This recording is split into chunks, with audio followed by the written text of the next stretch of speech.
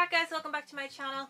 In this video I'm going to be doing my wrap up from the past 3 months. It's time to do the wrap up. I'm going to be going through the books that I read in August, September and October. So in the past 3 months I have read 19 books, which is incredible for me. I read 4 in August, I read 5 in September, and I have read 11 in October. So I can imagine that this is going to be quite a lengthy video. I'm going to try and not make it too long, so without further ado, let's just get into the books. So starting off with August, the first book that I read was The Raven Boys by Maggie Stiefvater, and this is the first book in the Raven Cycle Quartet.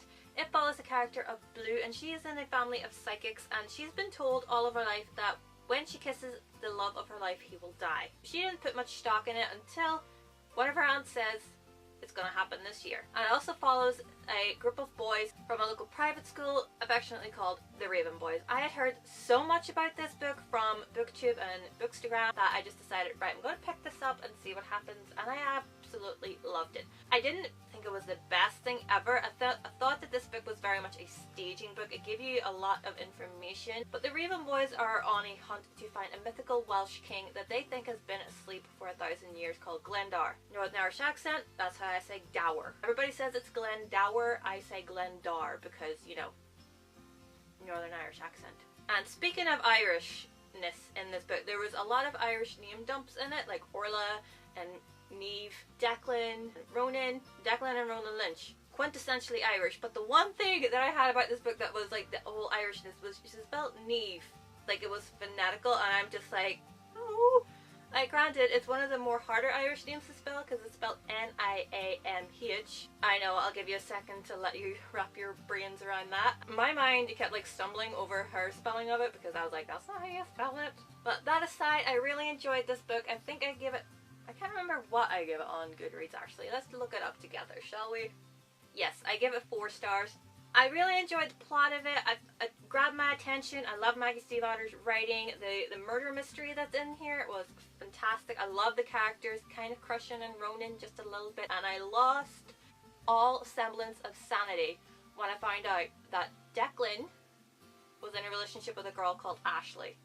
If you know me, you'll understand why I freaked out at that. And I mean, like, I freaked out hard.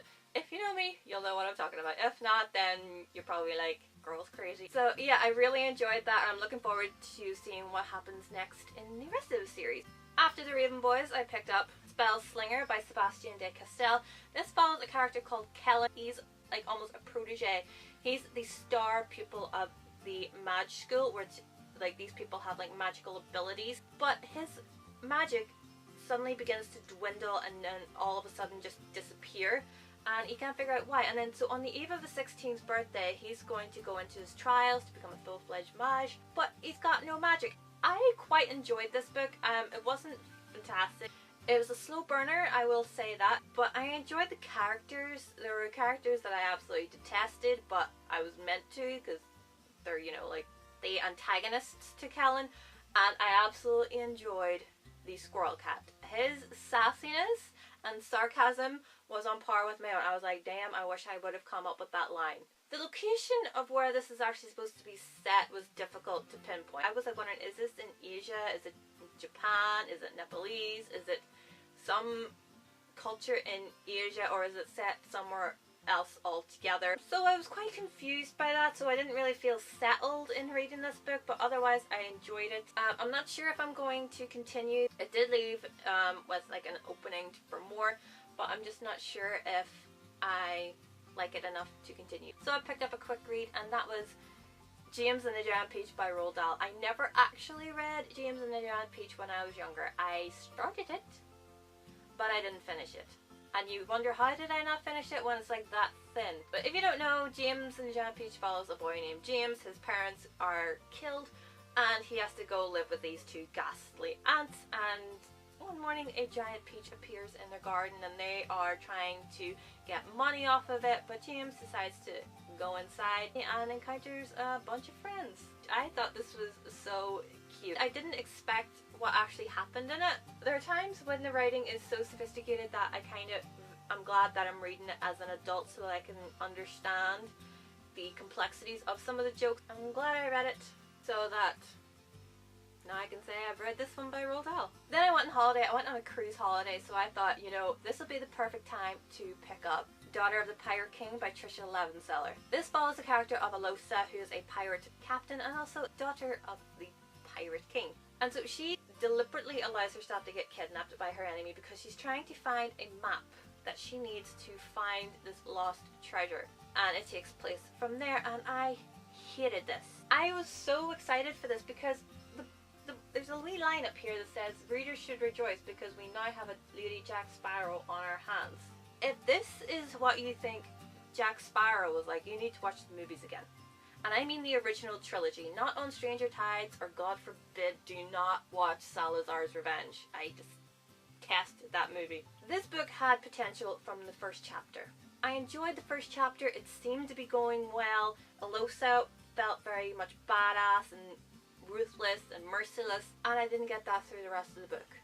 There were times, there were minute glimpses of it, but a majority of the time she was just pathetic. The other characters in the book I hated. Draxon is the only one that I liked because, you know, he was ruthless and merciless, and I liked that he was so bold and brazen and heartless. Ruinin, on the other hand, Draxon's brother and second in command, I don't even know where to begin with how much I hated him. He was too much of a wuss when it came to interrogating Alosa, and even the secret that Alosa has, I was not surprised by. I didn't really care for it. She just like seemed such a flippant character. I didn't feel like she had any kind of dimensions. I was bored by her. I was bored by pretty much the vast majority of the book. I actually wanted to leave this on the library on the ship if I had it finished, but I actually didn't have it finished. It took me about 3 times to actually start it as well. I'm gutted that I didn't like it because I really wanted to like it. I really wanted to have a Lady Jack Sparrow, but as I said, if this is what they think Jack Sparrow is, then they need to watch Pirates of the Caribbean again. So that was August, and in September I started off reading Vicious by V.E. Schwab. This was one of my most anticipated reads on my TBR because this book was literally like Sanctuary meets Deadpool. I'll let that sink in for a second. Vicious follows 2 best friends from university called Victor and Eli, and they have this theory that people can develop supernatural abilities from adrenaline manipulation through near-death experiences, and so they start experimenting. Eli goes first and gains an ability, but Victor, in his jealousy, goes ahead and does his own thing despite warnings from Eli. Victor is sent to jail, and 10 years later he's out seeking revenge on Eli. This book was quite confusing at the start because it jumps time with every single chapter. In one chapter you're 10 years in the past, one chapter you're in the present, one chapter you are 3 years previously, or in some different time period. At first it was quite confusing because I just wanted to get into the grips of things. I wanted to just learn as I went along. That was just my personal preference, but I got used to it and I really enjoyed it. I adored the characters. I really, really loved them all. Eli got a little bit on my nerves with the whole like religious connotations that, you know, like, oh, you are an abomination, I need to purify the earth, and by that I mean kill you. I was over that pretty quickly because I hate that. I hate that kind of character in books. This just reminded me so much of Sanctuary. Whenever they were talking about near-death experiences and what they were going to do, it just reminded me of the Five. And then with Deadpool, it's just like Deadpool and Ajax. Ajax is kind of the good guy and Deadpool's kind of the bad guy, but it's just their abilities. It was just fantastic. And this is actually the first book by V.E. Schwab that I actually read, and I loved it. I loved her writing style. It was very easy to follow. There were actually a couple of fandom drops in it, and I particularly loved those because it really anchors it in the present day. A lot of the characters were very intriguing, and I love their backstories, and a lot of them had their own little secrets and their own little quirks, and I was like, I want to know more about them. It really is epic and gripping, as Publishers Weekly said. After that, I picked up Wonder Woman Warbringer by Leigh Bardugo. This is part of the DC Icon series that they're doing. So this follows, of course, Wonder Woman, Diana, Princess of Themyscira. And this is basically set as if the movie never happened. It's set in the present day, and Diana is like a young adult. She's trying to prove herself to her sisters, who believe that she hasn't earned the right to be on Themyscira because she was born there. One day when they are having an annual race, Diana notices a wreckage off the bay. dives in, rescues a girl, but she doesn't want her sisters to know that anybody has come to the island. Outsiders are forbidden. She goes on this quest alone to return Aaliyah to her home and to stop the curse of the Warbringer. I absolutely loved this book. Leigh Bardugo has like this insane ability to make me love everything that she writes. I loved every single character, even the new characters that she creates. She even is deft at manipulating characters that already exist, you know, like Diana. Her characters are just something else. They're so sassy and so witty, and I just love them all. At times I thought I knew where this book was going, and then Leigh Bardugo was just like, fuck that. No. What? Her writing is actually the only writing that I can actually read and block everything out. This gripped me so much, and Diana in New York is something that everybody needs to read. If you thought Diana in London in the movie was hysterical, this is kind of even better. Then I picked up 3 Dark Crowns by Kendara Blake. This follows 3 sisters, and every generation a queen gives birth to triplets, and then they are raised separately from the ages of about 6 to 16 by 3 host families that teach them about their abilities. They all have different abilities. There's a naturalist, an elementalist, and a poisoner. Mirabella is the elementalist, Catherine is the poisoner, and Arsinoe is a naturalist. I actually had to look up the pronunciation of Arsinoe because I was not about to call her Arsino throughout the entire book. So Arsinoe, that's how you pronounce her name. But on their 16th birthday, they have to fight to the death for the crown. Bit of a light read, right? It was such a slow burner to begin with because you are trying to get to know all of the sisters and their host families and what their abilities are and just learning about this place. And I did like the majority of the characters. I think Mirabella was probably my favorite out of the sisters. Arsinoe I wanted to slap a number of times because she was just so ridiculously stupid in some of her actions. I loved how I got towards the end and everything was coming to a fore and building up towards the end of the book. I felt it was quite rushed at the end, to be perfectly honest. That felt like it could have gone on for maybe about 30 or 40 more pages, but instead, because it was such a slow burner, I didn't want it to be a slow ending, so I'm kind of glad that they did go a bit quicker with it. After that, I read 20,000 Leagues Under the Sea by Jules Verne. So this follows the character of Professor Aronnax, who has been invited on this expedition but ends up captive on Captain Nemo's submarine, the Nautilus, and they're going all around the world in search of something. I didn't really know what to expect going into this because I just had heard about this book in passing. To be perfectly honest, the only reason why I bought this book and wanted to pick it up was because it was mentioned on Star Trek Voyager. If it's name dropped in Voyager, you know I'm probably gonna try to pick it up eventually. I originally thought that this book would be all about Atlantis. It's not.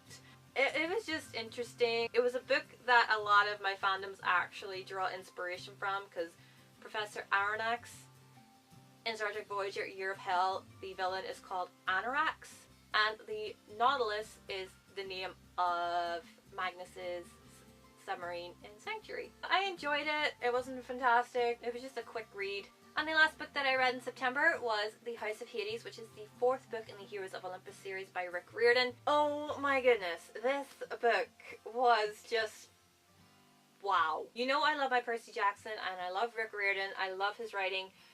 Every time that I read one of his books, I just devour it. Like, especially when they're like this chunky, like these books are about 600 pages long. I devour them in a couple of days. I just will refuse to put them down until I'm finished with them. But this one takes place right after Percy and Annabeth have fallen into Tartarus from Rome. It follows then everybody else's journey from Rome onwards to Athens. I just love it. Because I read it like at the end of September, I can't really remember all of my reactions to it. All I just know is that I loved it. I loved the whole concept. I love the whole concept of Tartarus and the way he described Tartarus. It was just fantastic. I loved the new demons. I loved all of the demigods. I loved them all. And to be perfectly honest, I can't really remember what happens in House of Hades and the Blood of Olympus. I can't separate the two of them because I just read them right back to back. And that just leads me on to the next one, which is The Blood of Olympus, which is the 5th and final book in the Heroes of Olympus series by Rick Riordan. But did I really have to say that? Probably not, but I just wanted to say Rick Riordan. I have watched so many booktube videos that I want to say Rick Riordan, but I won't because it's Rick Riordan, because Irish surname. I'm Irish, that's why I would say it. But as I said, I can't differentiate the two in what happened in which, because they just bled together. But I loved it. Love the ending to this series. I absolutely adored it. Nico, oh my goodness, you're just such a little nugget. I love you. I loved all the battle sequences. I loved all the places. The funny thing about these books was that any place that the heroes went on their quest, I had been there. I swear, they had mentioned Rome, Malta, and Split, Athens, Mykonos, and I had been to all of these places on cruise holidays. And I love when that happens in books, and I just love that this happened in this series because I love this series so much. And now that it's over, I can finally get on to Magnus Chase and the Gods of Asgard.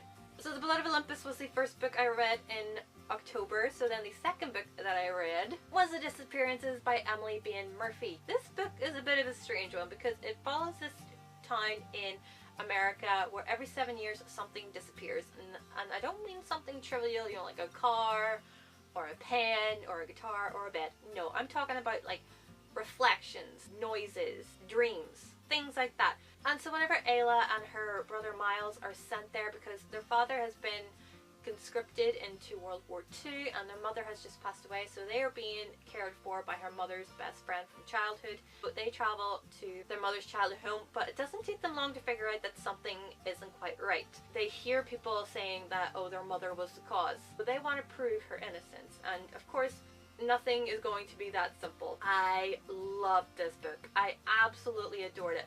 I didn't even expect it to be set in World War II. I really didn't, and that was a pleasant surprise. I loved the characters, and then the whole link with Shakespeare, I again was surprised by that. I wasn't expecting it. So whenever I was reading the excerpts in here, I loved it, and how that all fit together, I was like, dang, this is genius. I thoroughly enjoyed that, and the conclusion I enjoyed. I want to have more of these characters. I know there's probably not going to be like a second book, and there's probably no point to a second book, but I just want more from these characters. After that, I picked up Ruinin Rising, which is the third book in the Grisha trilogy by Leigh Bardugo. I needed to finish this trilogy. I just saw this book on Waterstones and I was like, right, fine, I'll buy you. I will end my misery and find out what happens next. And oh my god, I'm so sad it's over, but I am so glad that now Nikolai is going to get his own book. It's because Nikolai is my favorite. I absolutely love what he does in this book. I loved Alina, but the Darkling and Nikolai, they are my favorite characters in this. I loved what happens in this. It is just phenomenal. I couldn't get over some of the things that Leigh Bardugo wrote. I couldn't get over some of the things that actually happened. I was like, oh my goodness, this is like extreme and epic. I could not get over it, and I'm so sad it's over. And the ending I was very satisfied with. I was sad that it was over, but I was so satisfied with it. And King Nikolai, that's all I can say.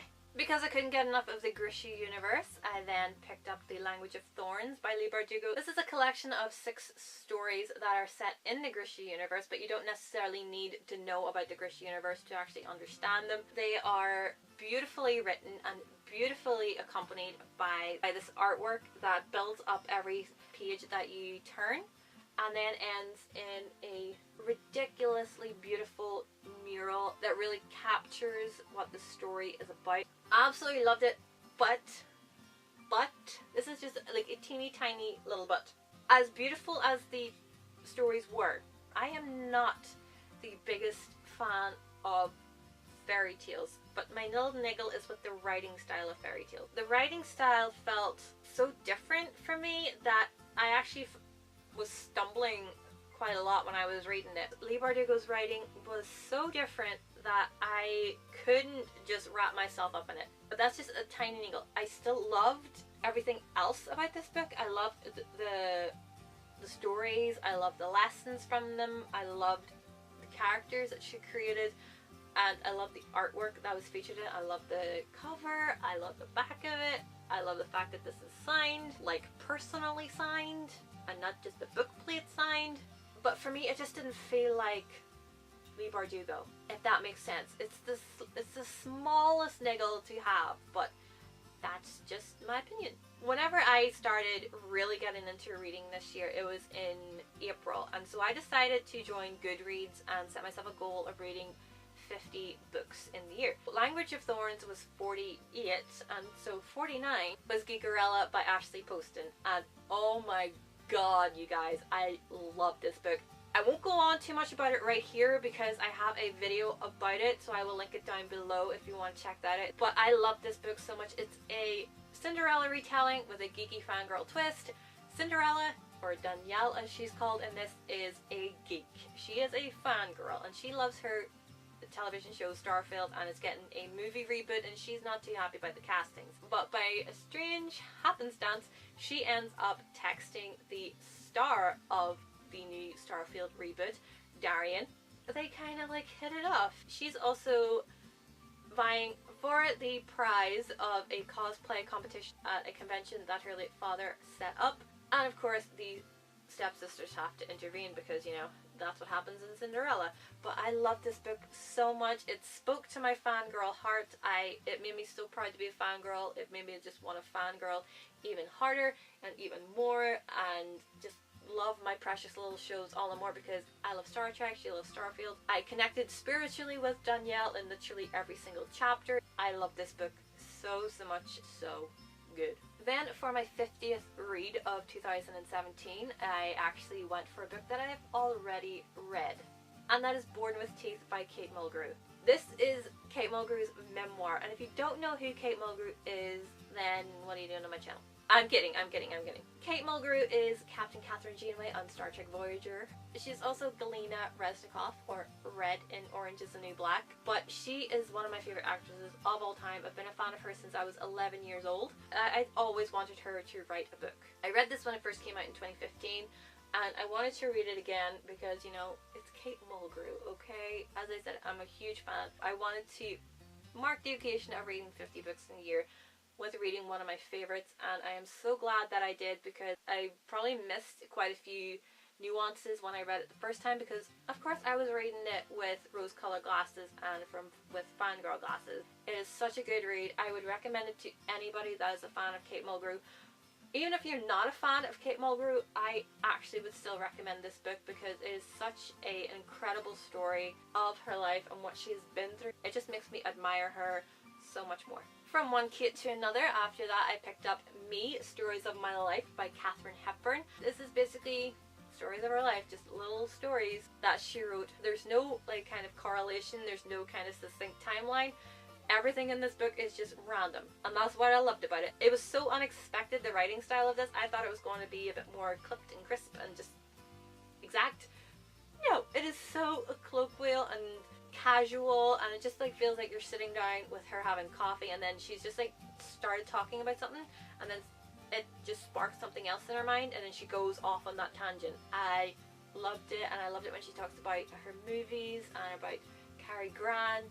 I love her movies with Cary Grant the most, and then of course when she talks about Spencer Tracy. I actually didn't know that she was with him when he died, and or the circumstances of the way that he actually did die, and it was very touching to read it. I got quite emotional about it. It was just a beautiful read. I'm so glad that I read it. Finally got around to reading it. So glad I got to learn more about one of my favorite actresses of all time. This is a bit of a cheap one, but it's on Goodreads, so it counts. This is the Movie Icons book on Katharine Hepburn. It literally is just a picture book about Katharine Hepburn. It's literally just pictures of Katharine Hepburn. It has a bit of an introduction of Katharine Hepburn, so you basically learn the basic bones of her life. On each page there is a quote from Katharine Hepburn or a quote from somebody that knew or worked with her. And this is from my favourite one. I love Bringing Up Baby so much. It's one of my favourite movies of all time.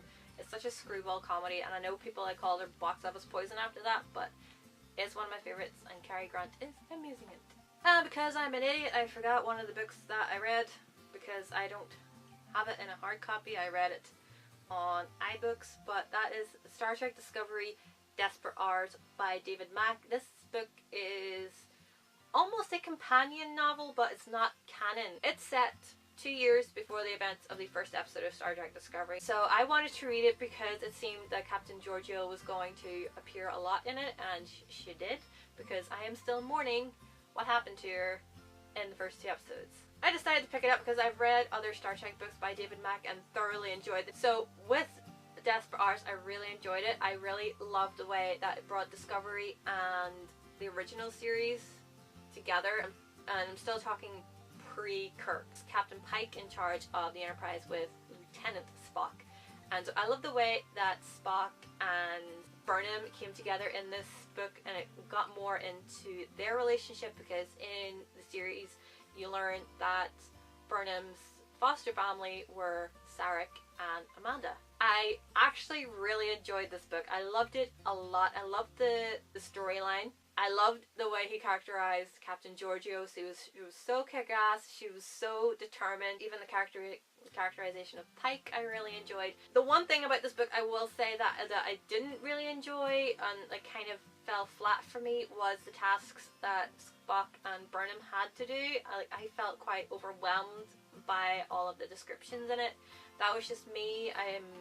Somebody else might have a bit more of a vivid imagination and can make sense of it, but for me, that was like the only niggle that brought it down in my rating. It would have been a 5 out of 5, but I think it was like a more 4.5 just for that thing. Other than that, I really loved it, and I can't wait to read other books that are pre-Star Trek Discovery series. So then after all of the Katharine Hepburn epicness, I then picked up Dr. Jekyll and Mr Hyde by Robert Louis Stevenson. We all know the story of Dr. Jekyll and Mr Hyde, or at least I thought I did. This was not what I was expecting at all. I expected something completely different. I wasn't expecting what this was. I kind of felt quite lost when reading it. I kind of expected a different story, but at the same time, I enjoyed it. It was only 75 pages long, but at the same time, I felt like it was more like 375. I thought that there would be more of the discrepancy between Hyde and Jekyll and Hyde. I thought there would be more of a presence of them, but it didn't seem like that to me, unless I missed something, I don't know, but at least I can say I've read it now. I just can't say that I understood it. After that, I listened to the audiobook for Tea at 5, written by Matthew Lombardo and performed by Kate Mulgrew.